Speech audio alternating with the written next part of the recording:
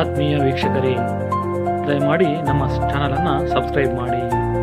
ಇವತ್ತಿನ ವಿಶೇಷತೆ ಏನಪ್ಪ ಅಂತಂದರೆ, ವಿರಾಟ್ ಕೊಹ್ಲಿ ಅವರ ಹುಟ್ಟುಹಬ್ಬ. ಜಗತ್ತು ಕಂಡ ಅತ್ಯದ್ಭುತ ಕ್ರಿಕೆಟಿಗರಲ್ಲಿ ಒಬ್ಬರಾದ ವಿರಾಟ್ ಕೊಹ್ಲಿ ಅವರ ಜನ್ಮದಿನವೆಂದು. ಅವರು ಸಾಧಿಸಿದ ಸಾಧನೆ ಇಲ್ಲ ಎಂದು ಹೇಳಬಹುದು. ಏಕೆಂದರೆ ಅವರ ಈ ಯಶಸ್ಸಿಗೆ ಕಾರಣ ಅವರ ಫಿಟ್ನೆಸ್.